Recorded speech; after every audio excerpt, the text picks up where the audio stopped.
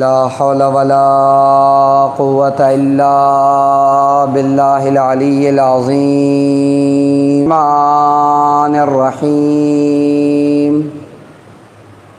رب اشرح لي صدري ويسر لي أمري واحلل عقدة من لساني يفقهوا قولي حسبنا الله ونعم الوكيل ونعم المولى ونعم النصير الحمد لله الذي هدانا لهذا وما كنا لنهتدي لولا أن هدانا الله لقد جاءت رسل ربنا بالحق الصلاة والسلام وتحية والإكرام على نبينا المؤيد ورسولنا المسدد المصطفى الأمجد المحمود الأحمد حبيب إله العالمين نبي القاسم محمد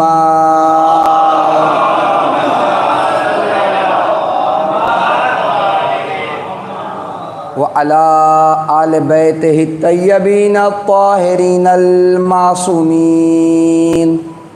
ولعنۃ الدائمۃ علی اعدائہم ومعاندہم وظالمہم وغاصب حقوقہم ومنکری فضائلہم وشاکین فیہم اجمعین اما بعد فقد قال تبارک و تعالی فی القرآن الکریم وفرقان الحمید بسم اللہ الرحمن الرحیم فاذکرونی اذکرکم واشکروا لی ولا تکفرون صلاۃ محمد وآل محمد۔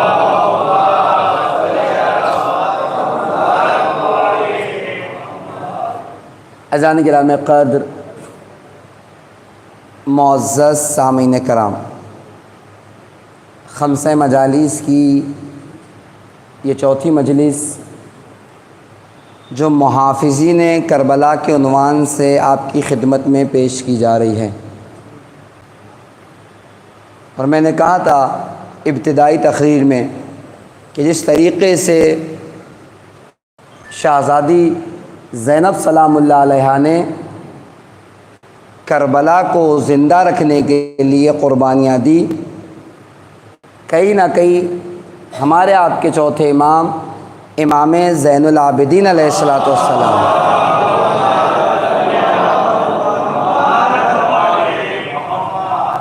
کی بھی وہ قربانیاں ہیں کہ جس نے کربلا کو زندہ اور پائندہ بنا دیا۔ اور میں نے کہا تھا انہی دو شخصیات کے حوالے سے مجھے گفتگو آپ کی خدمت میں پیش کرنی ہے۔ کل تک میں آپ کی خدمت میں شہزادی کی حکمتیں اور شہزادی کی محنتوں کو پیش کر رہا تھا کہ علی کی بیٹی نے اس طریقے سے 1400 سال پہلے فرش ازاں بچھایا کہ فرش ازاں آج اپنے پورے تسک و احتشام کے ساتھ اسی وقار کے ساتھ قائم اور دائم ہے، اور ایسی ایسی حکمتیں شہزادی نے اپنائیں کہ زمانہ جتنا آگے بڑھتا چلا جائے گا، دور جتنا آگے بڑھے گا، دنیا جتنا آگے بڑھے گی، ذکر حسین بڑھتا ہی جائے گا، اس میں کمی واقع نہیں ہو سکتی۔ اس لیے کہ جب شہزادی نے فرش ازاں بچھایا تو روز اول سے کچھ باتوں کا ایسے خیال کیا کہ کچھ بھی ہو جائے بھائی کا غم رکنے نہ پائے، کچھ بھی ہو جائے حسین کی مجلس سے کم نہ ہونے پائے۔ اور میں نے کل آپ کو بتایا کہ کتنی جامعیت ہے اس فرش ازاں میں۔ آج دنیا کے سارے ایجوکیشن سسٹم جن شرائط اور قیود کے ساتھ آگے بڑھ رہے ہیں، فرش ازاں نے سب کو اپنے سے دور رکھ کر یہ بتا دیا ہے کہ ساری درسگاہیں اور ہیں اور درسگاہ حسینی اور ہے۔ غور کر جانے گرامی، اور اپنے اعجاز کو ظاہر کیا ہے۔ یہ ساری وہ باتیں ہیں جو کل تک میں آپ کی خدمت میں پیش کر رہا تھا۔ اب ایک دو باتیں فرش ادا کے اثرات کے حوالے سے اور بات آگے بڑھ جائے گی۔ آپ دیکھیں، ہماری ذمہ داریوں میں سے ایک ذمہ داری ہے کہ ہم اس فرش ادا کو اسی طریقے سے ساری وہ جاری رکھیں۔ اچھا، مطلب کیا ہے کہ ہم نہیں رکھتے؟ نہیں، ہم رکھتے ہیں، لیکن اور بھی کچھ کام ایسے ہیں جن کی طرف ہمیں توجہ دینے کی ضرورت ہے، تاکہ یہ عزاداری، یہ عزائے حسین، یہ مجلس ابا عبداللہ ہماری نسلوں تک منتقل ہو جائے۔ آپ غور کریں، اس کے لیے کیا کرنا پڑے گا؟ اس کے لیے ہمیں کرنا یہ پڑے گا کہ اپنے چھوٹے بچوں کو گھر چھوڑ کر نہیں آنا پڑے گا، بلکہ انہیں اپنے ساتھ مجلسوں میں لانا پڑے گا۔ بعض لوگ شرماتے ہیں، بعض لوگ پریشان ہو جاتے ہیں۔ نہیں جانے گرامی، بچوں کو لانے سے شرمانے کی ضرورت نہیں ہے، بلکہ بچوں کو لے آئیں تاکہ وہ بھی مکتب حسینی کے طلاب بن کر، طالب علم بن کر اپنے سینوں میں ان مجلسوں کے آداب و اقوال کو لے کر جائے جانیں۔ غور کرے جائیں گے ہمیں، اور یقین مانیے بعض مقامات پر ہم توجہ نہیں کرتے۔ ابھی کچھ دن پہلے جب میں قم سے واپس پلٹ رہا تھا تو ایک بڑے مشہور و معروف خطیب خطاب کر رہے تھے، البتہ ان کی کلپ آج کل انگلش کے ساتھ بھی جو ہے وہ آ رہی ہے۔ خطاب کر رہے تھے، ایک چھوٹی سی بچی ممبر کے پاس بڑھ کے کہتی ہے، آغا میں اوپر آ جاؤں؟ اب غور کر جانے گیا آدمی، آقا نے کہا آ جائیے بسم اللہ۔ اچھا، وہ اوپر آ گئی، اس نے ممبر چڑھے، اوپر آ گئی، انہوں نے گود میں لیا۔ اب وہ جو موضوع پڑھ رہے تھے اس موضوع کو روکا اور کہا کہ مجھے اجازت دیجئے کہ میں کچھ جملے ان بچوں کے بارے میں کہہ دوں۔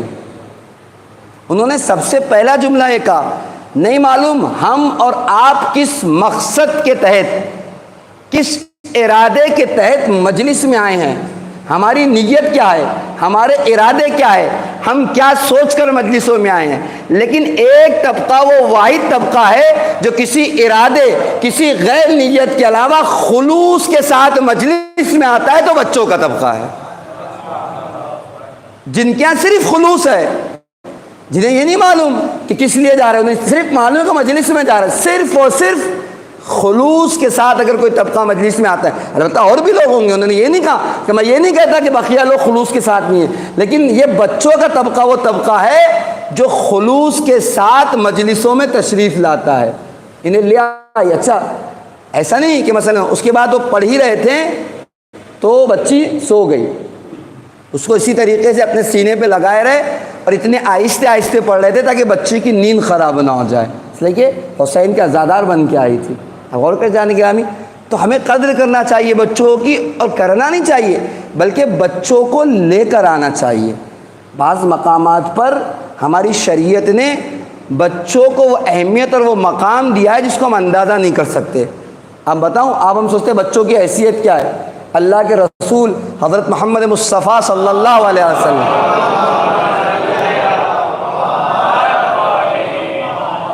ارشاد فرماتے ہیں، احب الصبیان لخمسہ، بچوں سے میں بہت محبت کرتا ہوں ان کی 5 صفتوں کی بنا پر۔ اب کیا 5 صفتیں؟ اب غور کریں، کبھی ہم نے آپ نے سوچا بھی نہیں ہوگا کہ ان بچوں سے بھی ہم کچھ چیزیں سیکھ سکتے ہیں، یہ بچے بھی ہمیں کوئی چیز تعلیم دے سکتے ہیں۔ اللہ کے رسول کہتے ہیں، اچھا میرا موضوع نہیں کہ اس کو زیادہ تفصیلی میں سرسری پیش کر رہا ہوں، اللہ کے رسول کہتے ہیں کہ مجھے ان بچوں کی 5 صفتیں بہت زیادہ پسند ہیں، اس لیے میں بچوں کو بہت عزیز رکھتا ہوں۔ پہلی صفت اللہ کے رسول کہتے ہیں کہ ان کے اندر یہ ہے کہ بہت زیادہ گریا کرتے ہیں، ان کے رونے کی صفت مجھے بہت زیادہ عزیز ہے۔ البتہ کبھی موقع رہے گا تو پیش کریں کیوں اللہ کے رسول نے کہا کہ گریا بہت زیادہ پسند ہے، ٹھیک ہے نا؟ البتہ خود قرآن کا بھی دعویٰ ہے، یبکو کثیرا و یضحکو قلیلا، قرآن کہتا ہے رو زیادہ ہنسو کم۔ یہ موضوع نہیں ہے ورنہ پیش کرتا۔ اس کے بعد اللہ کے رسول کہتے ہیں بچوں کی دوسری صفت جو مجھے بہت زیادہ عزیز اور پسند ہے، وہ اللہ کے رسول کہتے ہیں کہ بچوں کی خوبی ہے جھگڑا تو کرتے ہیں لیکن دل میں کینہ لے کر نہیں جاتے۔ ہوا کیا؟ ابھی جھگڑا کر رہا تھا، جھگڑا مارا پیٹی ہو گئی، اس کے تھوڑی دیر بعد پھر وہی دو بچے آپس میں کھیل رہے ہیں۔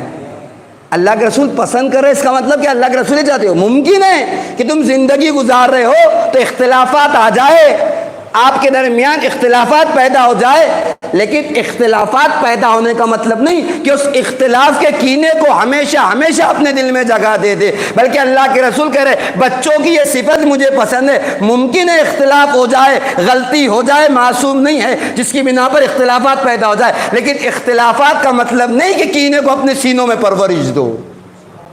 غور کر رہے، اس لیے اللہ کے رسول نے بچوں کی صفت کو بہت پسند کیا ہے کہ لڑتے تو ہے، جھگڑتے تو ہے، لیکن آپس میں کینہ نہیں رکھتے۔ ہماری حالت کیا ہے؟ ذرا سا میرے بھائی سے جھگڑا، 40 سالوں کے میں اپنے بھائی سے بات نہیں کرتا۔ اللہ اکبر۔ میں نے اس مقام پر مدرسہ امام حسین کی تقریر میں کہا تھا کہ اگر کوئی 30 سال سے 40 سال سے جناب حضور کا تذکرہ سن رہا ہے اور اس نے یہ صلاحیت پیدا نہیں کی کہ اپنے بھائی کو معاف کر سکے، اپنی بہن کو بخش سکے، وہ حر میں نے سب تفصیل پیش کی تھی جو جان کا دشمن تھا، امام حسین نے کیسے بخشا؟ بخش کے بتایا کربلائی اس وقت بنو گے جب اپنے اندر معاف کرنے کی صلاحیت پیدا کر لو۔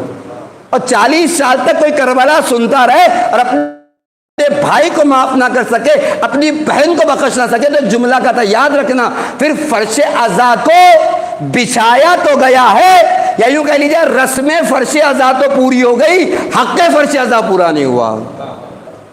غور کر جانے گرامی، تو کربلا معاف کرنے کا نام ہے، کربلا بخش دینے کا نام ہے۔ اچھا ہوتا کیا، ایک جملہ آ گیا تو پیش کروں تاکہ بات واضح۔ ہوتا کیا ہے، جب دو لوگ آپس میں اختلاف کرتے ہیں، بات آگے خراب کہاں ہوتی ہے؟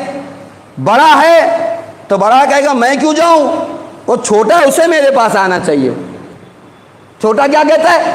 ارے وہ بڑے انہیں اپنی بزرگی دکھانا چاہیے۔ اچھا کون سی چیز ہے جو دونوں کو ایک دوسرے تک جانے نہیں دے رہی ہے؟ ہر کسی کی اپنی ایگو پرابلم ہے، ہر کسی کا اپنا غرور ہے جو ایک دوسرے کو دوسرے تک معافی تک جانے نہیں دیتا۔ اب یقین مانیے امیر کائنات کہتے ہیں کہ ایسے مرحلوں میں جھک جاؤ، اکڑا مت کرو۔ یاد رکھو اکڑنا مردوں کی صفت ہے، جھک جانا زندوں کی صفت ہے۔ جھک کر بتاؤ کہ تم زندہ ہو۔ یا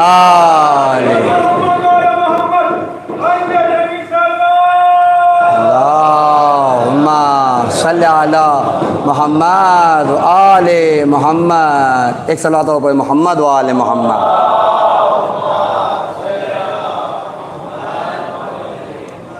تو غور کہ امیر کائنات کہتے ہیں کہ یاد رکھو اکڑنا مردوں کی صفت ہے، جھک جانا زندوں کی صفت ہے۔ جھک کر بتاؤ کہ تم مردہ نہیں بلکہ زندہ ہو۔ یہ ایک حدیث میں اللہ کے رسول حضرت محمد مصطفیٰ صلی اللہ علیہ وسلم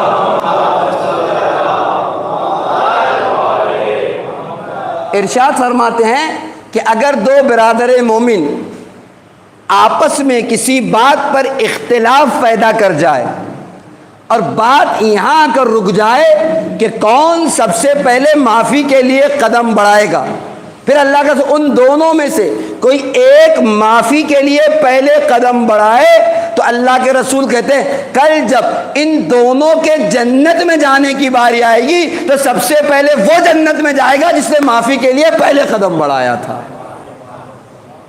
لہذا ان اختلافات کو ہوا نہیں دینی ہے، ان کینوں کو دل میں جمع نہیں کرنا ہے۔ ٹھیک ہے ہو سکتا ہے اختلاف ہو گیا، ہو سکتا ہے جھگڑا ہو گیا، اس کا مطلب نہیں کہ 40 سال میں روٹا بیٹھا رہوں، 30 سال تک میں اپنے گھر والوں سے بات نہیں۔ اس کا طریقہ کار یہ ہے کہ معافی مانگ کر اس معاملے کو ختم کیجیے۔ اللہ کے رسول کہتے ہیں بچوں سے پسند ہے، جھگڑتے تو ہیں لیکن دل میں کینہ نہیں رکھتے۔ یہ تو ذمہ داری معافی لے کے جانے والے کے فضائل تھے، اور جس کے پاس معافی لے کے جائی جا رہی ہے اس کے لیے بھی حدیثیں کہتی ہے کہ تم اللہ کے بندوں کو معاف کرو، کل خدا تمہیں معاف کرے گا۔ ممکن ہے میں جاؤں میرا بھائی قبول نہ کرے، تو اس کے لیے بھی حدیثیں کہتی ہے کہ اگر ایسے مرحلے میں ہو تو یاد رکھنا اگر کوئی معافی لے کر آیا ہے تو اکڑ نہیں نا ہم تو معاف کرنے والے نہیں، نہیں، معاف کرو، اگر آج معاف کرو گے تو کل خدا تمہیں معاف کرے گا. اب غور کر جانے گے آمین. تو خیر اللہ کے رسول کہتے ہیں دوسری صفت بچوں کی ہے کہ وہ جھگڑتے تو ہیں لیکن دل میں کینہ نہیں رکھتے. اس کے بعد اللہ کے رسول کہتے ہیں بچوں کی اگلی صفت جو مجھے بہت زیادہ پسند ہے وہ یہ ہے کہ وہ مٹی میں کھیلتے ہیں، یعنی مٹی میں اٹھتے بیٹھتے ہیں. کیا فائدہ ہے؟ میرے پاس ان کا موضوع نہیں ہے کہ اس کو تفصیل پیش کروں. مٹی میں کھیلنا اٹھنے بیٹھنے کا مطلب یہ ہے کہ انسان کے اندر کبھی بھی غرور پیدا نہیں ہوتا. اور یہ فوقیت، یہ فضیلت ہمیں فرش اعضاء کے ذریعے سے حاصل ہے کہ بڑا ہوگا کتنا ہی بڑا ہو، کتنے ہی قیمتی صوفے پہ کیوں نہ بیٹھتا ہو، کتنے ہی عظیم جلب کے گدے کیوں نہ لگاتا ہو، لیکن فرش اعضاء پر آتا ہے تو خاک پر بیٹھ کر یہ بتاتا ہے کہ غرور ہوگا بھی تو فرش اعضاء پر آ کر اپنے غرور کو چھوڑتا ہوں. آپ غور کر جائیں گے یہ بھی فرش ادا کی اپنی ایک فضیلت ہے کہ جب بڑے سے بڑا آپ کو اس خاک پر بیٹھ کر بتاتا ہے کہ ہو سکتا ہے میں اپنی عام زندگی میں غرور کرتا ہوں لیکن فرش ادا پر آنے کے بعد تو سب برابر سے. اس کے بعد اللہ کے رسول اگلی صفت جو بچوں کی کہتے ہیں مجھے بہت زیادہ پسند ہے وہ یہ ہے کہ اللہ کے رسول کہتے ہیں بچے کبھی بھی کسی چیز سے اپنا دل نہیں لگاتے ہیں. غور کر رہے ہیں؟ یعنی کیا؟ مٹی کی چیزیں بناتے ہیں اسے توڑ دیتے ہیں. یہ ان کا توڑنا اس بات کی دلیل ہے کہ وہ دنیا سے دل نہیں لگاتے.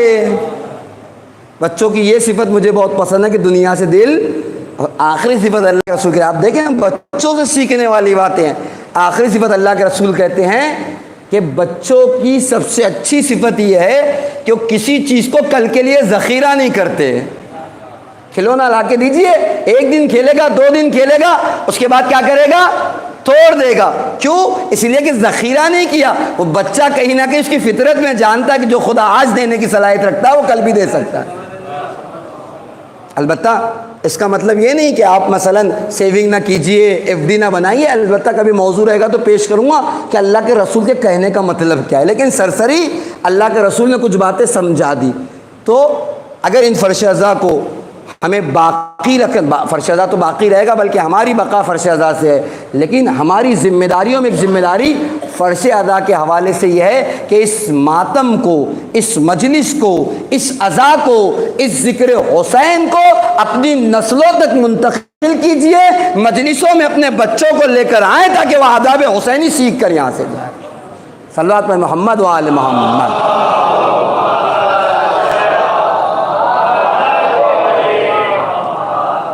تو غور کیا جان گرامی آپ نے.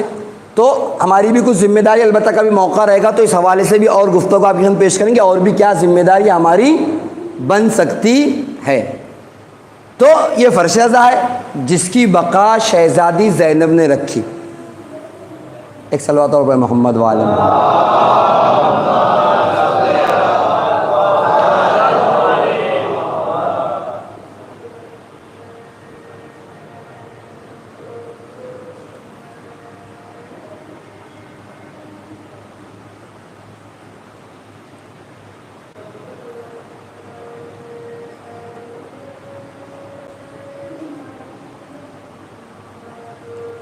لا الہ الا اللہ.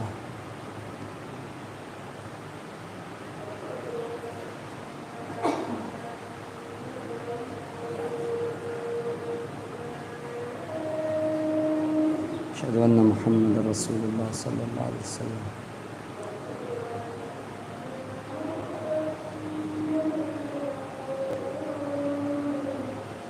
اشہد ان محمد رسول اللہ صلی اللہ علیہ وسلم. صلوات پر محمد و آل محمد.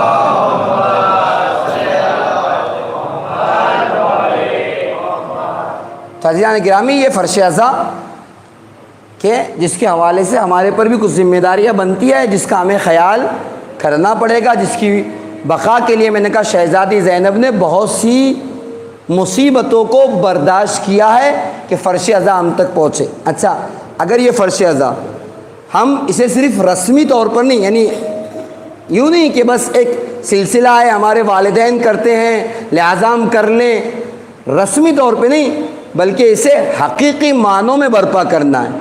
جس دن یہ فرش ازا، میں نے پہلی تقریم کہا تھا کن باتوں کا خیال رکھنا ہوگا، سب سے پہلی چیز خلوص ہے اس میں، اگر ان شرائط کے ساتھ ہم فرش ازا کو بچھائیں گے تو فرش ازا میں آج بھی تاثیر ہے کہ فرش ازا ہماری زندگیوں کو بدل دے. اب غور کر رہے ہیں، اس لیے میں نے کہا کربلا ہر زمانے میں انقلاب ہے.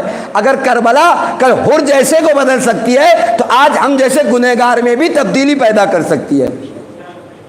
یہ زبانی دعوانی دو چھوٹی چھوٹی مثالیں، اور آپ دیکھیں فرش ازا کے اثرات. ایک تو تاریخ کہتی ہے، البتہ تاریخ کیا کہوں آپ کی خدمت میں، مولانا اسرار احمد صاحب ہے پاکستان سے، ان کے کلپ میں سن رہا تھا بیچ میں، وہ کہہ رہے تھے کہ جس زمانے میں ایران میں انقلاب آیا، انقلاب اسلامی، اور جس آخری وقت میں رضا شاہ پہلوی نے کرفیو لگایا کہ اب کوئی گھر سے باہر نہیں نکلے گا، جو نکلے گا وہ مار دیا جائے گا. سنی عالم ہے، پاکستان سے تبصرہ کر رہا ہے، اس کے تبصرے پہ غور کیجئے اور فرش ازا کی اہمیت کو سمجھیے، اس کے اثرات کو دیکھیے کہ جو گھر سے باہر نکلے گا وہ مار دیا جائے گا. ادھر اس کا حکم، اس کے مقابل میں امام خمینی رضوان اللہ علیہ کا حکم کہ سب کی ذمہ داری ہے کہ اپنے گھر سے باہر نکل جائے. ایک طرف اس کا حکم، کرفیو لگا ہوا ہے، جو نکلے گا مار دیا جائے گا.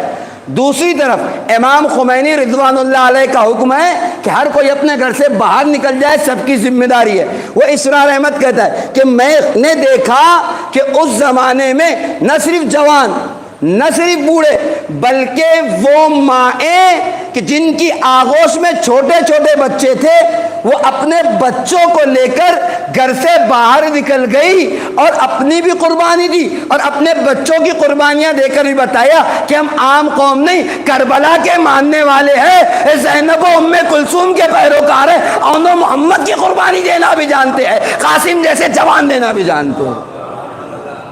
یہ جملے یا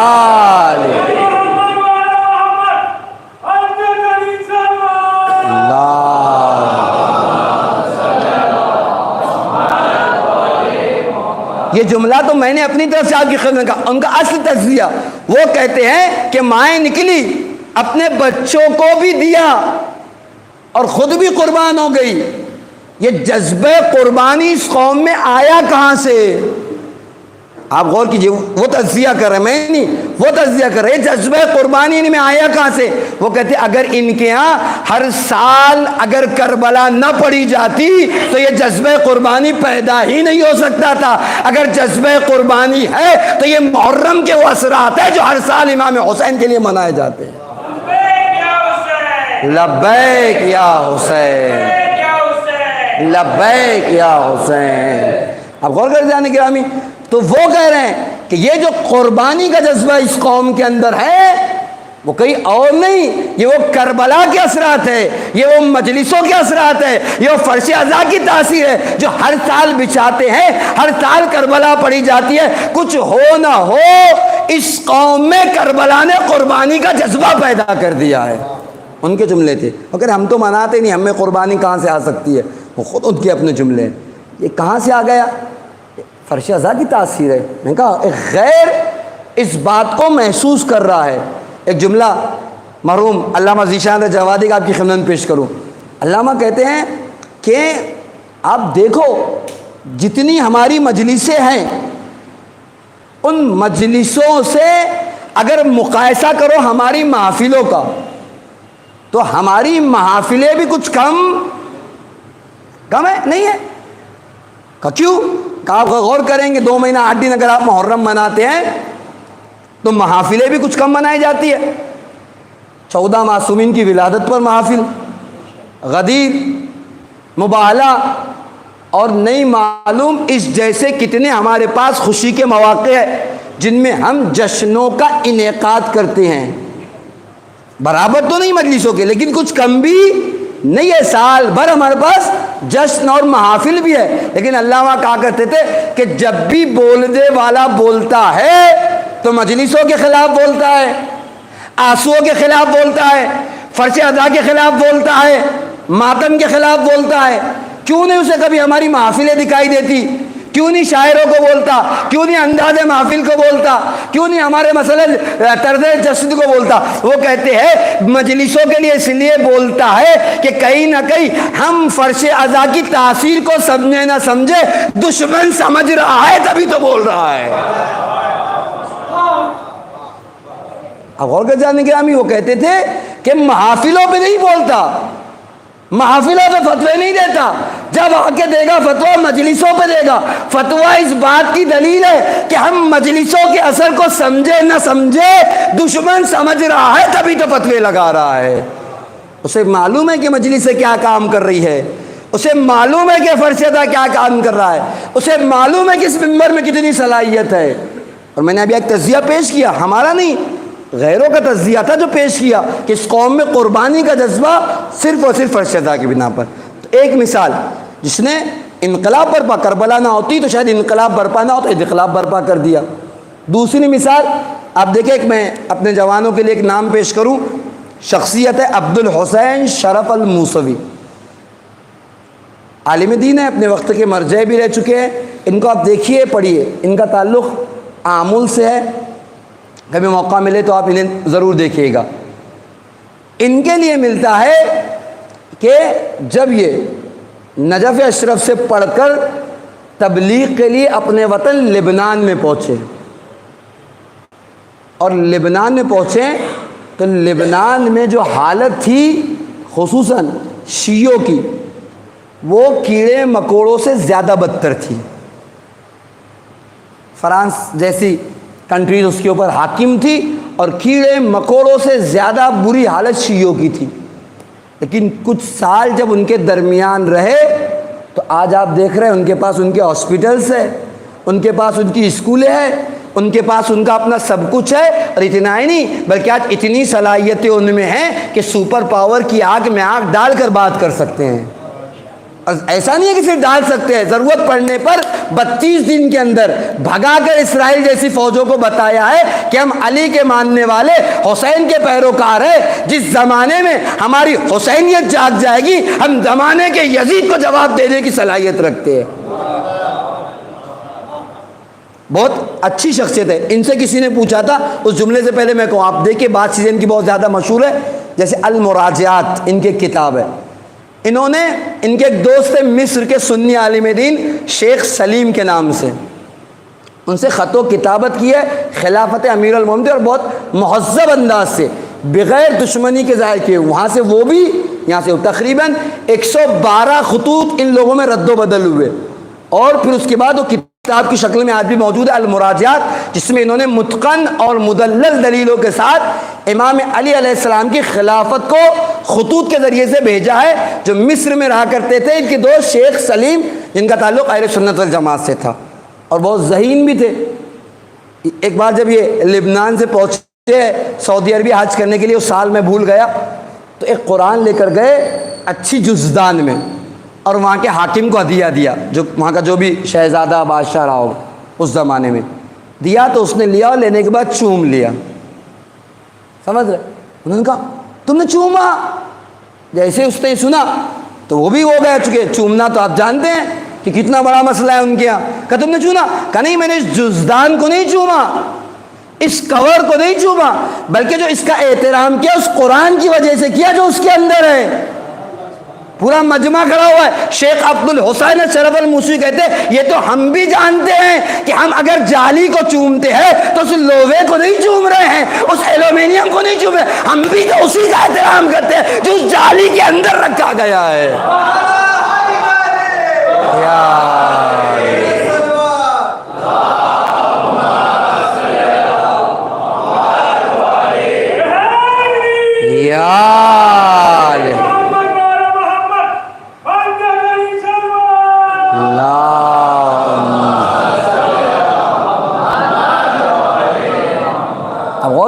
جیسے آپ نے سن کے نعرہ لگایا، وہاں بھی ایک مجمع تھا جس نے نعرہ تکبیر لگا دیا تھا کہ اتنا عمدہ جواب انہوں نے کھڑے کھڑے جو ہے اس کو دے دیا۔ تو پڑھیے ان علماء کو، ان کی تاریخ دیکھیے، تو انہوں نے کچھ سالوں میں وہاں کے شیعوں میں اتنا انقلاب برپا کیا کہ میں نے کہا آج ان کی حالت یہ ہے چھوٹے موٹے نہیں، اپنی اسکولیں، اپنی کالجز، اپنی ہاسپٹل اور سب ہونے کے بعد اتنی صلاحیتیں ہے کہ آج وہ سپر پاور، دنیا کی بڑی بڑی طاقتوں سے ٹکرانے کی صلاحیت ہے، منہ توڑ جواب دینے کی صلاحیت ہے۔ اس زمانے میں جب ایک انقلاب آ گیا اور علماء نے تحقیق کی کہ کون سی ایسی چیز تھی کہ جس کے ذریعے سے شرف الدین الموسوی نے اس لبنان کے شیعوں کی حالت بدل دی، تو ایک ہی نتیجے میں پہنچے، اگر ان کے پاس منبر حسین جیسی دولت نہ ہوتی تو کبھی حالت نہیں بدل سکتے تھے۔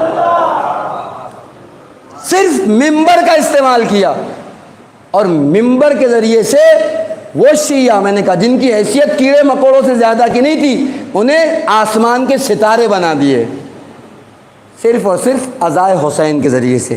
تو اس فرش عزا کی بہت تاثیر ہے، اگر خلوص کے ساتھ ہم بچھائیں تو البتہ میں نے اس دن بھی کہا تھا ناقص ہونے کے باوجود اس کے اثرات مرتب ہو رہے ہیں۔ جیسے ایک مثال دی قربانی کا جذبہ، ایسے بہت سے اثرات ہیں جو مرتب ہیں ہماری زندگی میں، لیکن اگر اس کے باوجود ہم سارے اختلافات، ساری ریاکاری اور ساری چیزوں کو دور رکھ کر خلوص سے آ جائیں تو پھر دیکھیں کہ آج بھی کربلا میں تاثیر ہے کہ نہیں ہے کہ ہمارے جیسے گناہ گاروں کو حر بنا دے۔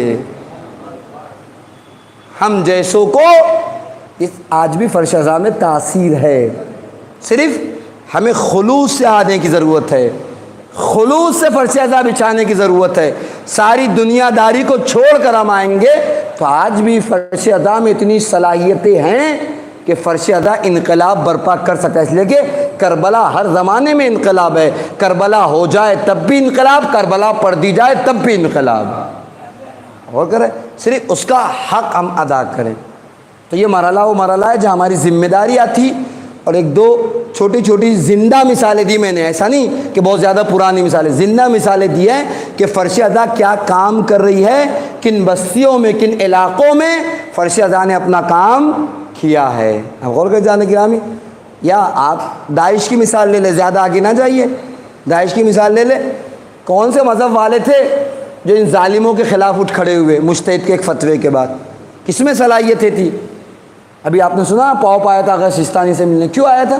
شکریہ ادا کرنے کے لیے تو آیا تھا، ان کے نہ نکلے، ہمارے گھر سے نکلے۔ اگر قربانی کا جذبہ نہ ہوتا تو کون بندوقیں لے کے ہاتھ میں گھر سے باہر نکلتا؟ جس نے کبھی بندوق دیکھی نہ ہو، جس نے کبھی چلانا سیکھا نہ ہو، وہ نکل رہا ہے اپنی جان دے کر مجتہد کے فتوے پر عمل کر کے اپنے ملک کی حفاظت کے لیے، روزوں کی حفاظت کے لیے۔ تو کون سی چیز ہے جو اسے آگے بڑھا رہی تھی؟ کون سی چیز ہے جس نے انہیں دشمنوں کے سامنے کھڑا کر دیا تھا؟ یہ کربلا ہی کے دروس تو تھے جس نے سکھایا تھا یاد رکھنا ظلم کو کسی زمانے میں برداشت نہ کرنا۔ آپ جا کے پڑھیے کس مذہب کا تھا، اس میں صرف اور صرف عزاداران امام حسین تھے۔ اگر کربلا نہ ہوتی تو شاید یہ جذبہ کبھی پیدا نہیں ہو سکتا تھا، یہ ہمتیں کبھی نہیں پیدا ہو سکتی تھی کہ حق کے خلاف بولو، حق کے ساتھ کھڑے رہو، باطل کے خلاف بولو، ظالم کا مقابلہ کرو، ڈٹ کر اس کے سامنے کھڑے ہو جاؤ۔ تو یہ فرش عزا کے اثرات ہے جو آج بھی مرتب ہو رہے ہیں، اور میں نے کہا جتنا ہم اس میں خلوص لے کر آئیں گے اس سے زیادہ اس کے اثرات مرتب ہوں گے۔ ایک سوال اب میں آپ کی خدمت میں عرض کروں، بات آگے بڑھ جائے گی اور مجھے پیش اور کچھ کرنا۔ آپ دیکھیے، میں نے کل کہا تھا چھٹے امام کہتے ہیں یہ ہماری مجلسیں، ہماری درسگاہیں ہیں۔ اگر آپ شہزادی زینب سلام اللہ علیہا اور چوتھے امامہ میں زین العابدین علیہ السلام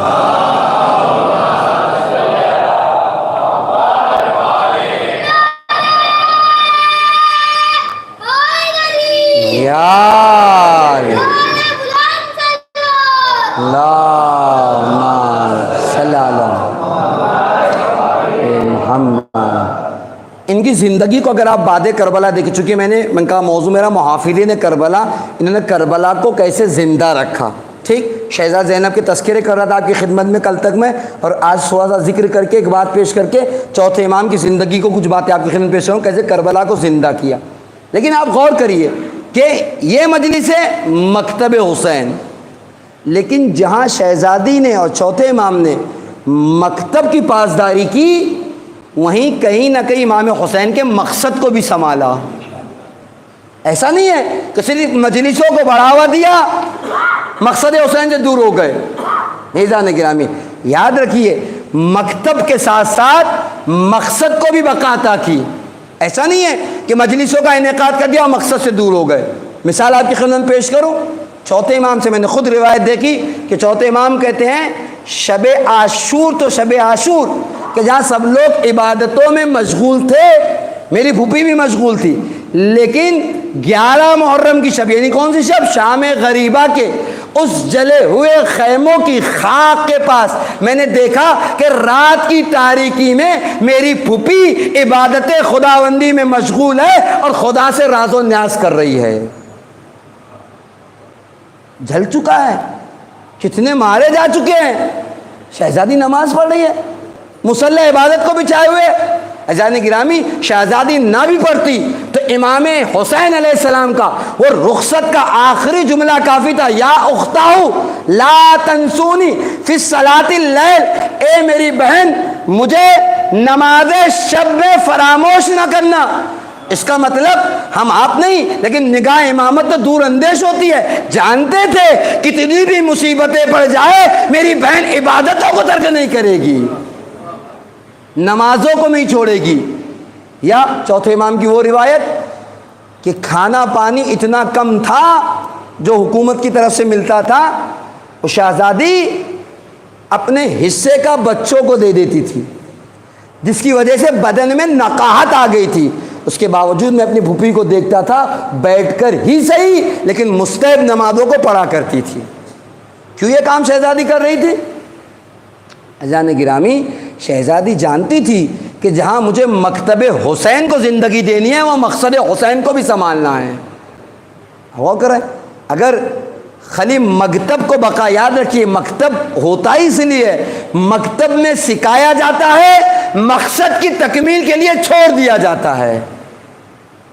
اگر آج بھی ہم چاہتے ہیں کہ امام حسین کی اس عزاداری کو برپا کریں تو ساتھ ساتھ میں ہمیں کہیں نہ کہیں مقصد حسین کا بھی خیال رکھنا ہے کہ قربانی دی تو کس لیے دی، جان دی تو کس لیے دی۔ آپ مجھے بتائیے کیا کائنات میں کوئی ذات امام سے زیادہ افضل ہو سکتی ہے؟ نہیں ہو سکتی نا۔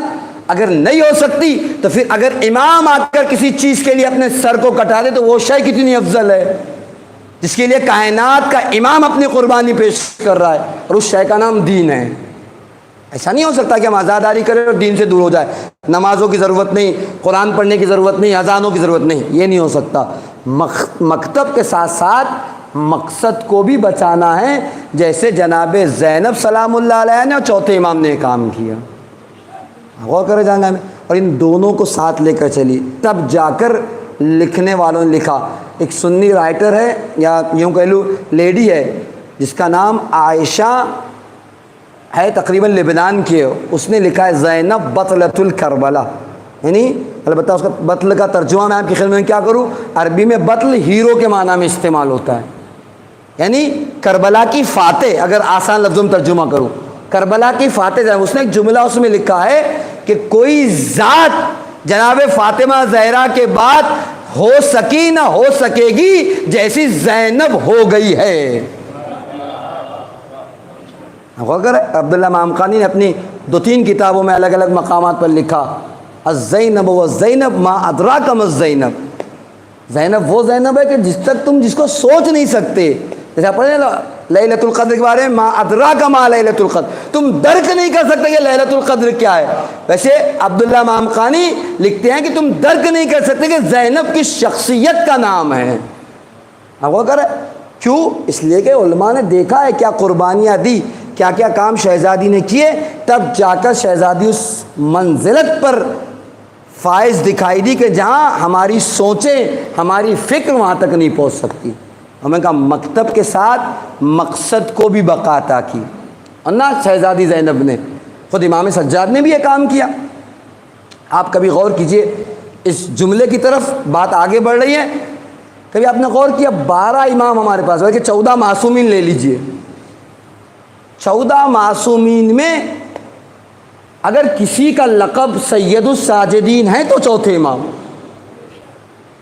اچھا سید الساجدین ہی نہیں، زین العابدین بھی ہے نہیں؟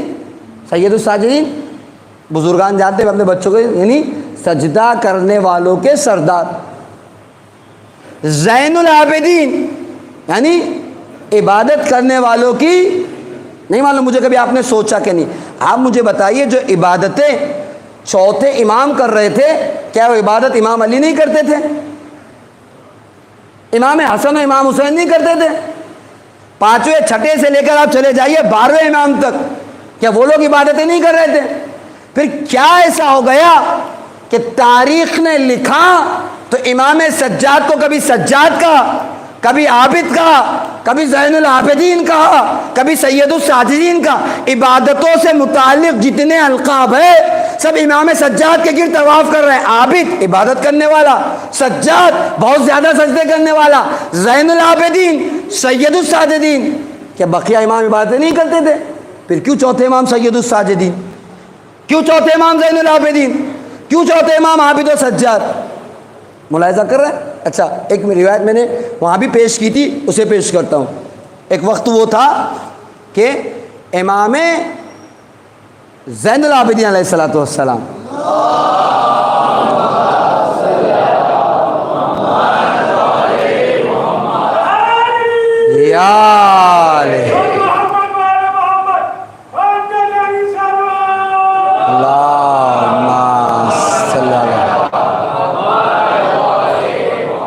چوتھے امام سے کسی نے کہا تھا مولا کتنی عبادت کریے گا؟ تو امام نے کیا کہا تھا؟ بیٹا باقر یہاں وہ ڈائری وہ کاپی جو بھی اس زمانے لفظ استعمال ہوتا ہوگا وہ لیتے آنا جس میں میرے دادا علی کی عبادتوں کا تذکرہ ہے. کیا سمجھ رہا آپ اس جملے سے؟ کہیں نہ کہیں اس کا مطلب یہ ہے کہ چوتھے امام اس بتانا چاہ رہے تھے کہ مجھ سے زیادہ عبادتیں تو میرے دادا علی کیا کرتے تھے. یہی تو مطلب ہے. آنے والا کہہ رہے مولا کتنی عبادتیں کریے گا؟ امام جواب کیا دے رہے؟ بیٹا باقر جاؤ وہ کاپی وہ ڈائری لیتے آنا جس میں میرے دادا کی عبادتیں لکھی ہوئی ہے. مطلب جواب واضح ہے کہ کہیں نہ کہیں امام علی کی عبادتیں چوتھے امام سے زیادہ تھی، تب تو یہ جواب دے رہے تھے.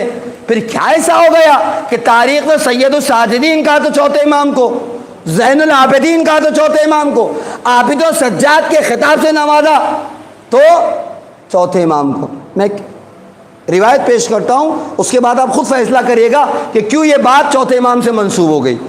روایت کا جملہ ہے، روایت کہتی ہے افضل الاعمال احمدها، بہترین عمل وہ ہے جو سختیوں میں انجام دیا جائے. میں اپنے بچوں کے لیے ایک مثال دوں تاکہ میں ثابت کر سکوں کہ سمجھانا کیا. فرض کیجئے ایک آدمی ہے، اربعین ہے، اللہ سب کو جو ہے روزہ امام حسین علیہ السلام کی زیارت نصیب کریں. اب زائرین جائیں گے. ایک زائر وہ ہے جو پلین کے ذریعے سے مثلا کربلا معلیٰ روزہ امام حسین تک پہنچ رہا ہے. ایک زائر وہ ہے جو بس کار لے کر روزہ امام حسین تک پہنچ رہا ہے. ایک وہ ہے جو پیدل چل کے کربلا جا رہا ہے.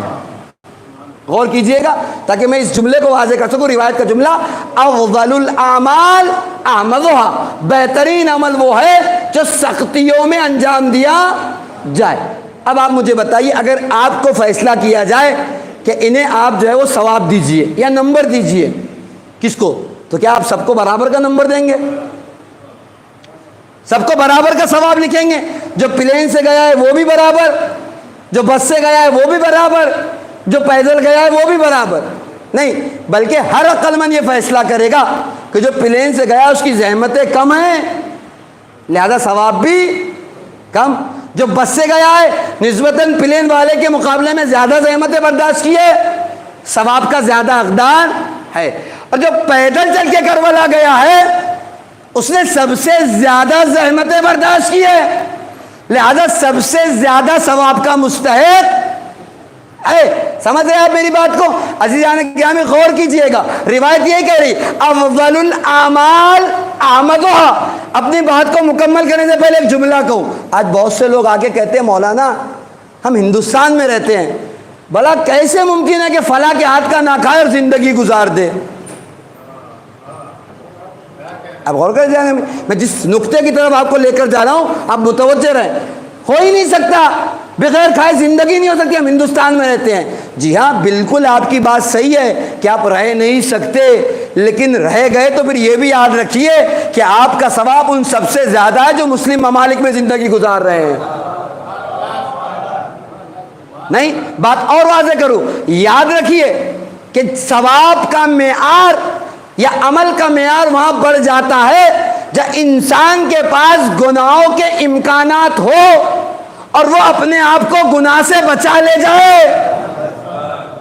گناہ کا ماحول نہ ہو اور گناہ سے بچائے تو کون سا کمال ہے. مثال دے دوں, مثال دیکھ لیں تاکہ بچوں کے لیے بات واضح. فرض کیجئے ایک آدمی ہے, اس کو آپ ایک بند کمرے میں پیک کر دیجئے, کھڑکیاں بند, دروازے بند, 3 دن تک اسے آپ کمرے میں قید رہنے دیجئے. 3 دن کے بعد وہ گھر سے باہر نکلے اور کہے کہ 3 دن ہو گئے میں نے نامحرم کو نہیں دیکھا. کون سا کمال کیا؟ کون سا تیر مارا؟ کوئی کمال ہے؟ کھڑکیاں بند تھی, دروازے بند تھا, مورد گناہ تھا ہی نہیں, تو گناہ کرتا کیسے؟ کمال؟ کوئی کمال کی بات ہے؟ کوئی کمال نہیں. گناہ کے امکانات تھے ہی نہیں تو گناہ کرتا کیسے؟ لیکن ایک انسان کہے کہ میں پلیٹ فارم پہ جاب کرتا ہوں, فلاں ہوٹل میں, فلاں شاپنگ مال میں میں کام کرتا ہوں, الحمدللہ 3 دن ہو گئے میں نے نامحرم کو نہیں دیکھا. تو قابل تعریف ہے کہ نہیں ہے؟ پبلک پلیس پہ تھا, مجمع تھا, بھیڑ تھی, پھر بھی اپنے آپ کو گناہ سے بچا لے گیا. تو قابل تعریف وہ ہوتا ہے جس کے پاس گناہ کے امکانات ہو اور اپنے آپ کو گناہ سے بچا لے جائے. اور جب اس صورت میں بچاتا ہے تو اس کی جزا بھی زیادہ ہے. اگر ایک ہندوستانی یا اس کے مقابلے میں ایک پاکستانی, ایک ایرانی, ایک سعودی عربین یا ایک مثلا جو ہے وہ انڈونیشین آ کے کہے کہ 40 سال ہو گئے میں نے نجس غذاؤں کو ہاتھ نہیں لگایا, تو کون سا کمال کیا بھائی. 99% دکانیں مسلمان کی تھی, ایران میں رہ رہے تھے, پاکستان میں زندگی گزار رہے تھے, افغانستان میں دن کاٹ رہے تھے, ہے نہیں, نیپال میں, انڈونیشیا میں دن کاٹ رہے تھے. کمال کیا کیا 99 دکانیں مسلمان کی تھی. لیکن اگر ایک ہندوستانی آ کے کہے کہ 40 سال زندگی گزار دی, نجس غذاؤں کو ہاتھ تک نہیں لگایا, تو قابل تعریف ہے کہ گناہوں کے امکانات تھے, مر جانے کے امکانات تھے, پھر بھی اپنے آپ کو گناہوں سے بچایا. غور کر جانے گرامی. تو اگر آج آپ اپنے آپ کو نجس غذاؤں سے دور رکھ رہے ہیں تو کل ان لوگوں کے مقابلے میں آپ کی جزا بھی زیادہ ہے جو لوگ مسلم ممالک میں زندگی گزار رہے ہیں, مسلم کنٹریز میں رہ رہے ہیں. کیوں؟ اس لیے کہ ان کے پاس امکانات نہیں ہیں. آپ سختیوں میں اپنے آپ کو نجس غذاؤں سے بچا رہے ہیں. کیوں؟ روایت کیا کری؟ افضل الاعمال اعملها, بہترین عمل وہ ہے جو سختیوں میں انجام دیا جائے. وہ ظاہر جو پلین کے ذریعے سے جا رہا ہے, آپ نے فیصلہ کیا, اس کا ثواب کم ہے, اور جو اپنے قدموں سے چل کے جائے اس کا ثواب زیادہ ہے. کیوں؟ زیادہ زحمتیں اٹھائی, زیادہ سختی کو برداشت کیا, زیادہ زحمتیں اٹھائی ہے, لہذا اس کا ثواب بھی کیا ہے؟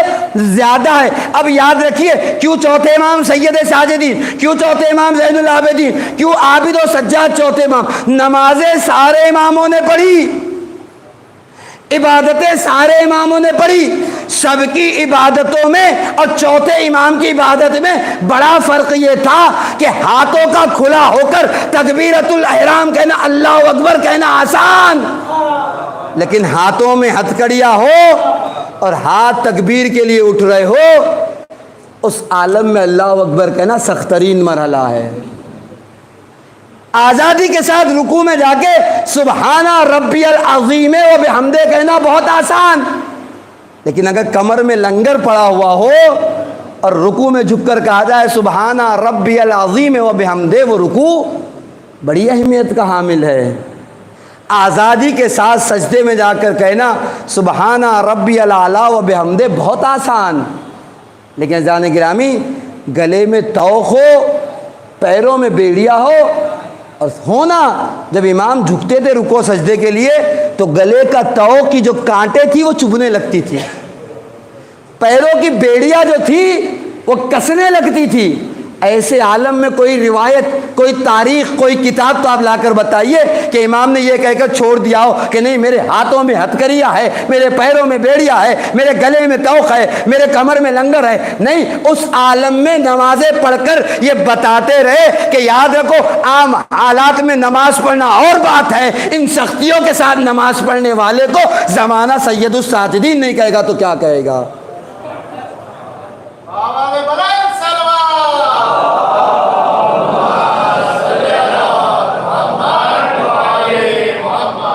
اسے زین العابدین نہ کہا جائے تو کیا کہا جائے؟ اسے سید الساجدین نہ کہا جائے تو کیا کہا جائے؟ اسے عابد و سجاد نہ کہا جائے تو کیا کہا جائے؟ جو ان سختیوں کے بعد اب اچھا میں میری حالت بولوں، ذرا سا بخار آتا ہے نا، ارے ابھی پڑھ لیں گے، ارے ابھی تھوڑا آنکھ گرم لگ رہا ہے، ہوتا ہے نہیں ہوتا؟ ایمانداری سے بتائیے جانے گرامی، ابھی سر میں درد ہو رہا ہے پھر پڑھ لیں گے۔ اچھا کچھ تو ہے بیچارے کے پڑھ گئے، کچھ تو چھٹی کر لیتے کہ بیمار ہے، لیکن جانے گرامی اب آ کر دیکھیں کہ اس سے بڑی میں نے کہا سختی شاید سننا بہت آسان ہو، ہاتھ اٹھاتے تھے تو ہاتھوں کی ہتھکڑیاں کستی تھی، سجدے میں جاتے تھے تو بیڑیاں تنگ ہو جاتی تھی، گلے کا طوق چبھنے لگتا تھا۔ لیکن کوئی میں نے کہا جھوٹی روایت آپ لا کے بتائیے کہ امام نے کہا کہ نہیں میں تو نماز نہیں پڑھتا تھا، میرے ہاتھ میں ہتھکڑیاں ہے، پیروں میں بیڑیا ہے۔ نہیں، ایسے عالم میں بھی امام نے نمازوں کو ترک نہیں کیا، عبادتوں کو نہیں چھوڑا، اور اس طریقے سے امام نے فرش عزا اور مجلسوں کے علاوہ مقصد حسین کو بھی زندگی عطا کی۔ غور کر جانے گرامی، میں نے کہا صرف مکتب کو نہیں بچایا بلکہ مقصد کی بھی پاسداری کی ہے۔ شہزادی زینب کی 2 روایتیں پیش کی، امام سجاد کا بتایا کس طریقے سے آپ نے مقصد امام حسین کو زندگی عطا کی۔ سخت ترین حالات میں بھی امام نے نمازیں پڑھی ہے کہ بابا کے مکتب کے ساتھ ساتھ بابا کا مقصد بھی چھوٹنے نہ پائے۔ دنیا دیکھے کہ میرے بابا نے سر دیا کیوں ہے، دنیا دیکھے کہ یہ قربانیاں دی کس لیے گئی ہے۔ اب غور کر جانے گرامی، لہذا ہماری بھی ذمہ داری ہے کہ فرش عزا کے ساتھ ساتھ مقصد حسین کی بقا کا بھی خیال رکھے، انہیں آپس میں ٹکرائے نہیں کہ نماز اور مجلس ایک ساتھ ہو گئی۔ اگر ہم چاہیں گے تو کبھی ٹکراؤ نہیں ہے، 2 الگ الگ چیزیں اپنے اپنے راستے پر ہے۔ مثلا مجلس کیوں ایسی ٹائم ہو کہ نماز کا وقت ہو؟ آپ مجھے بتائیے، ہونا چاہیے کہ نہیں؟ نماز کے وقت میں تنگی ہے، مجلس کے وقت میں وسعت ہے، آپ کم سے کم اتنا لحاظ کرتے ہیں مثلا کہ نماز کے بعد یہ مجلس شروع کر لیتے، یا اتنی پہلے شروع کرتے کہ نماز تک مجلس آپ کی ختم ہو جاتی۔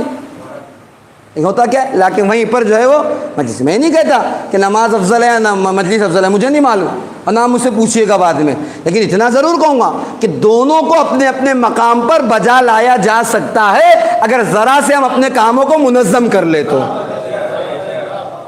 نماز اور عزاداری کا کہیں بھی ٹکراؤ، ابھی موقع رہے گا تو پیش کروں گا، 2 الگ الگ چیزیں۔ عزاداری ہوا جس کے لیے ملائکہ آسمان سے زمین پر آتے ہیں، نماز ہوا جو زمین سے اوپر جاتی ہے، دونوں کے راستے اپنے الگ الگ ہیں۔ ٹکراؤ کے امکانات نہیں ہے، ایکسیڈنٹ وہاں ہوتا ہے جہاں راستہ ایک جیسا ہو جائے، دونوں کے اپنے اپنے راستے ہیں۔ یہ موضوع نہیں ہے میرا، ورنہ پیش کرتا کہ دونوں اپنے اپنے، اور یاد رکھیے حق کبھی بھی آپس میں ٹکرا ہی نہیں سکتا، عمل صالح آپس میں ٹکرا نہیں سکتا، دونوں اچھائیاں ہیں، موقع ہوگا تو ثابت کریں گے، دونوں میں ٹکراؤ نہیں ہے، خود آپس میں کوئی ٹکراؤ نہیں ہے، تو ہماری بھی ذمہ داری ہے کہ ہم بلا وجہ لا کے اس کو ٹکرائیں نہیں، اور یہ ثابت کرنے کی ضرورت بھی نہیں ہے کون افضل ہے کون مفضول ہے، اور ہمارے بس کا بھی نہیں کہ ثابت کر سکے کون افضل ہے اور کون مفضول ہے۔ بس ہاں اتنا ہے کہ اگر اپنے مجلسوں کو، اپنے پروگراموں کو منظم کر لیں تاکہ دنیا یہ سمجھ جائے ہم مکتب حسین کی بھی پاسداری کرتے ہیں، مقصد حسین کو بھی سنبھالنا جانتے ہیں۔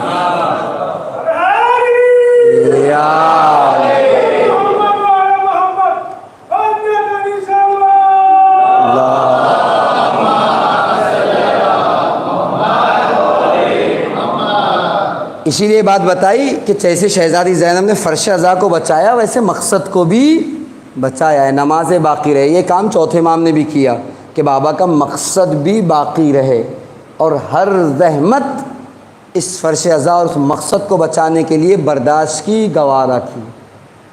کل منزل مصائب میں نے آپ کی خدمت میں پیش کیا تھا کہ جب یہ اسیروں کا لٹا ہوا قافلہ کوفہ اور شام کی راہوں پر گامزن تھا، تاریخ نے لکھا ہے کہ وہ مرحلہ کل آپ کی خدمت میں پیش کر چکا جب حسین کی 4 سالہ سکینہ قافلے سے بچھڑ گئی تھی اور پھر شہزادی زینب نے اپنی ماں کی آغوش میں بچی کو پایا ہے۔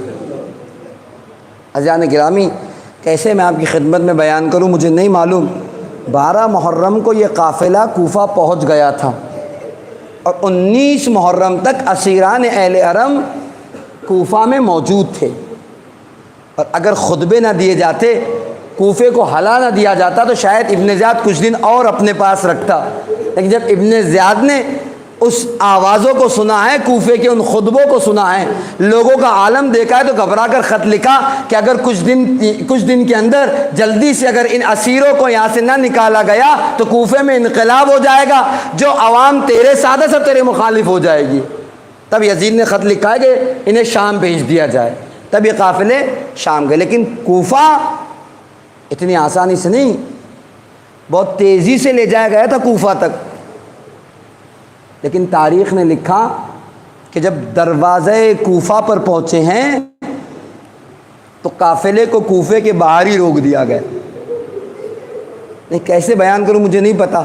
اب یقین مانیے جس وقت امام علی علیہ السلام کو ظاہری حکومت ملی تھی نا، اور مولا نے جب اپنے پائے تخت کوفہ کو بنایا تھا، پائے تخت بنایا جب اپنے گھر والوں کو بلایا تھا کوفہ میں، تو تاریخ کہتی ہے کہ جب زینب و ام کلثوم کوفہ میں لائی گئی تھی اس وقت، تو اس تذک و احتشام کے ساتھ کہ منادی آواز لگا رہا تھا، اے کوفے والوں اپنی نگاہوں کو جھکا لو، علی کی بیٹی آ رہی ہے۔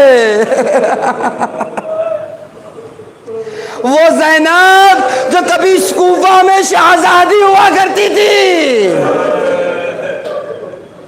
اللہ اللہ، تاریخ نے لکھا کہ اسی کوفہ میں آج بے مقنع وہ چادر لائی جا رہی ہے، لائی نہیں جا رہی۔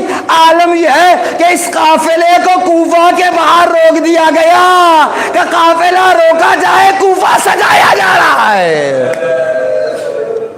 اللہ اللہ، تاریخ نے مجھے نہیں معلوم کوفے کو سجایا گیا ہے، اور اس طریقے سے سجایا گیا کہ ہم اور آپ تصور بھی نہیں کر سکتے۔ علی کی بیٹیاں ہے، کوفے میں داخل ہونا چاہتی ہے، مگر یہ کہ کوفہ سجایا گیا، اور کوفہ سجانے کے بعد جب حاکم کا حکم آیا ہے کہ ان اسیروں کو کوفہ میں وارد کر دیا جائے، داخل کر دیا جائے، علی کی بیٹی نے نگاہ اٹھائی، کوفے کو دیکھا، دیکھ کر کہتی ہے میں کوفہ میں نہیں جاؤں گی، میں کوفہ میں داخل نہیں ہوگی۔ کیسے ہوتی؟ جس کوفہ میں شہزادی بن کے رہی، آج بے مقنع وہ چادر۔ ایک مرتبہ جیسے شہزادی زینب آگے نہ بڑھی، ملعون کا یہ کام ہی تھا، تعزیہ نہ لیتا، امام سجاد کی خدمت میں آ جاتا۔ اللہ اللہ، مقتل کہتا ہے ایک مرتبہ ملعون آگے بڑھا، سجاد اپنی پھوپھی سے کہو خاموشی سے کوفہ میں داخل ہو جائے۔ مقتل کہتا ہے ایک مرتبہ چوتھے امام قریب تو آئے پھوپھی کے، لیکن اس سے پہلے کہ کچھ کہتے، نگاہ کٹے ہوئے سر نوکے نیدا بابا کے سر پر چلی گئی۔ ایک مرتبہ عجیب منظر دیکھا، بابا کا سر ہے، زارو قطار آنسو بہا رہا ہے۔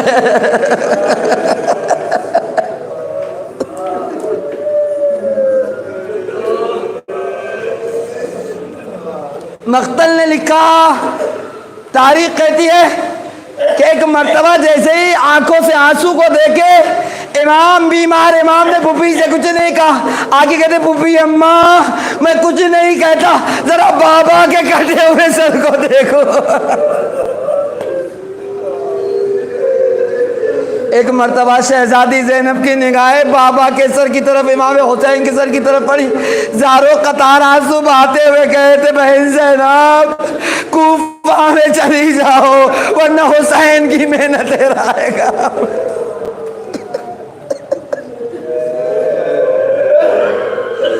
جزاکم اللہ، اللہ آپ کو کسی غم میں نہ رلائے۔ مجھے نہیں معلوم کس طریقے سے علی کی بیٹیاں نبی زادیہ کوفہ میں داخل ہوئی ہے۔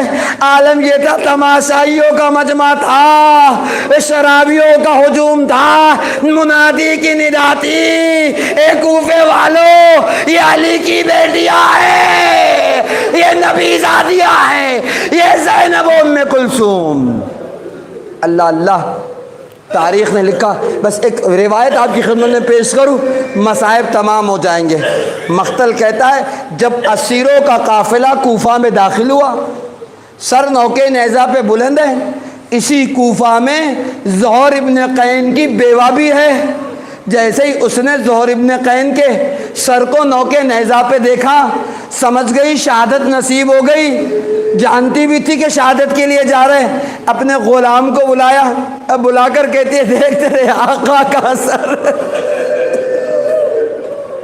علماء مقاتل نوکے نیزہ پر ہے، کربلا میں شہید ہو چکے، یہ لے کفن، جا اور جانے کے بعد زہیر کو کفن دے دینا۔ اچھا اتنا ہی نہیں کہا، ایک جملہ اور کہہ رہی جب کفن دے دینا تو تو آزاد ہے، وہیں سے جہاں جانا چاہے چلے جانا۔ مقتل کہتا ہے زہیر کا غلام اس کفن کو لے کے چلا، کربلا کی زمین پر آیا، مجھے نہیں معلوم، لیکن مقتل لکھتا ہے کہ ایک مرحلہ وہ آیا کہ زہیر کا غلام دوبارہ کوفہ داخل ہوا ہے تو کفن ہاتھ میں تھا۔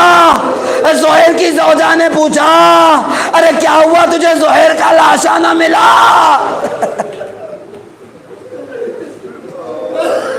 بس میں نے مسائل تمام کر دیے، اس سے زیادہ ہمت نہیں کہ ادا کر سکوں۔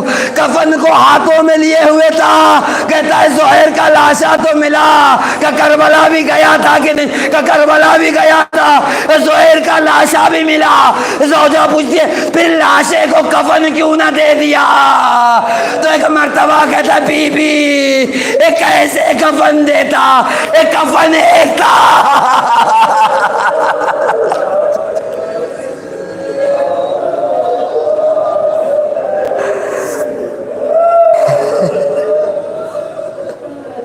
بی بی شہزادی کیسے کفن دیتا؟ ایک کفن ایک تھا، کئی لاشیں تھے جو کربلا کی زمین پر بے گور و کفن پڑے ہوئے تھے، انہی لاشوں میں رسول کا نواسا حسین کا لاشا بھی بے گور و کفن تھا۔ میری غیرتوں نے گوارا نہ کیا زہیر کو کفن دے دیا جائے اور حسین کا لاشا کربلا کی طرح۔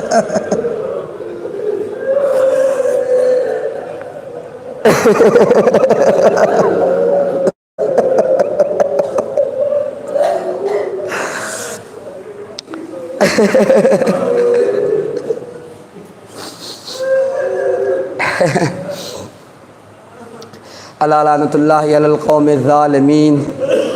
سیعلم الذین ظلموا أَيَّ منقلب ينقلبون۔ الہی بقدارا و بیہا و بالیہا و بنیہا وسر المستودفیہ۔ پروردگار ہمارے آنسوں کو رومال شہزادی میں جگہ عنایت فرما، ہمارے آنسوں کو تسکین شہزادی کا ذریعہ قرار دے، قلب نازنین امام کو ہم سے راضی و خوشنود فرما، امام کی دعاؤں میں ہمیں شامل حال فرما، غیبت امام میں اپنی ذمہ داریوں کو پورا کرنے کی توفیق کرامت فرما۔ میرے معبود ان آنسوں کے بعد جن حضرات نے ہم سے دعاؤں کی گزارش کی، ان کی تمام دلی دعاؤں کو مستجاب فرما، ان کی تمام مشکلات کو برطرف فرما، سامعین جلسہ بانیان جلسہ کی تمام دلی مرادوں کو پورا فرما، ان کی تمام مشکلات کو برطرف فرما۔ میرے معبود جہاں کے مومنین مسلمین بیماروں نے شفائے کامل عاجل عنایت فرما۔ میرے معبود ان آنسوں کے بعد جو دعائیں رہ گئی، جو دعائیں دل میں لے کر اسے قبول و مستجاب فرما۔ اہم ترین دعا یہ ہے منتقم خون امام حسین یوسف زارا امام زمانہ کے ظہور میں تعجیل فرما، امام کے مخلص غلاموں میں ہمارا شمار فرما، کربلا میں زندگی میں زیارت کربلا اور آخرت میں شفاعت امام حسین علیہ السلام نصیب فرما۔ ربنا تقبل منا انک انت السمیع العلیم۔ آپ حضرات سے گزارش ہے ایک مرتبہ الحمد اور 3 مرتبہ سورہ اخلاص کی تلاوت فرما کر مرحومہ فاطمہ زہرا بنت ابن الحسن، مرحومہ کنیز لیلہ بنت سرفراز حسین، مرحوم افضال حسین ابن عبد المجید اور مرحوم دلدار احمد ابن نثار احمد اور جملہ مرحوم مومنات کی روح کو بخش دے۔